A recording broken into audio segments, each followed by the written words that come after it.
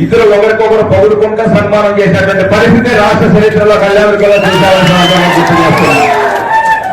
ఏం చేశారని సన్మానం చేసుకుంటున్న సందర్భంగా తెలియజేస్తున్నా.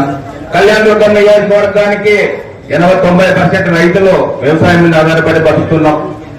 మనందరికీ కూడా జగన్మోహన్ రెడ్డి గారు నీళ్లు ఇవ్వాలనే ఉద్దేశంతో 25% లోపల జరిగినటువంటి ప్రతి పనిని 2019 ప్రభుత్వం వచ్చిన తర్వాత క్యాన్సిల్ చేయడం జరిగింది. కానీ కళ్యాణదుర్గం నియోజకవర్గం మీద ఉన్నటువంటి ప్రజల మీద ఉన్నటువంటి ప్రత్యేకమైన ప్రేమతో సాక్షాత్ ముఖ్యమంత్రి ఇక్కడ వచ్చి 2018లో తెలుగుదేశం పార్టీలో చేసినటువంటి కాలువ పనుల నిర్వాసితులు కూడా జగన్మోహన్ రెడ్డి గారు 100 కోట్ల రూపాయలు డబ్బులు ఇచ్చినటువంటి పరిస్థితిని మరొకసారి గుర్తు చేస్తున్నా.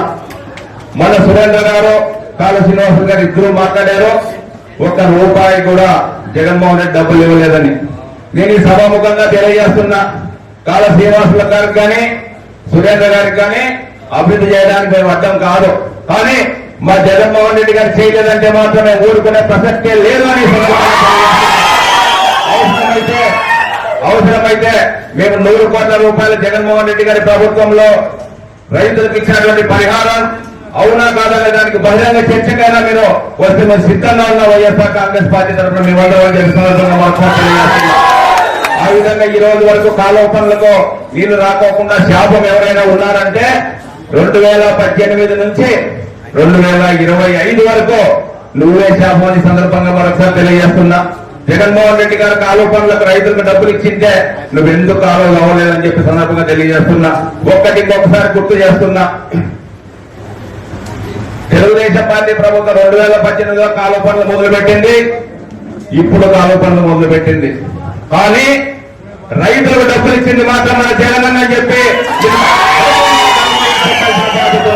1 రూపాయి కూడా ఈ రోజు వరకు కూడా భూ నిర్వాసితులకు డబ్బులు ఇచ్చింది జగనన్న.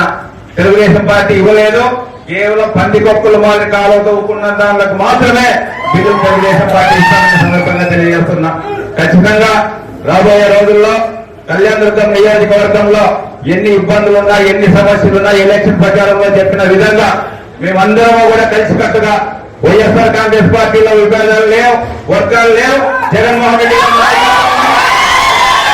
కళ్యాణదుర్గం నియోజకవర్గంలో ఎమ్మెల్యే అభ్యర్థి గెలిపించుకునే దిశగా మనం అందరూ పనిచేసి జగన్మోహన్ రెడ్డి గారిని ముఖ్యమంత్రిని చేసుకుని మన కుటుంబ భవిష్యత్తు మన ప్రాంత భవిష్యత్తు తీర్చిదిద్దుకునే విధంగా మనం ముందుకెళ్దామని చెప్పి సందర్భంగా తెలియజేస్తూ చాలా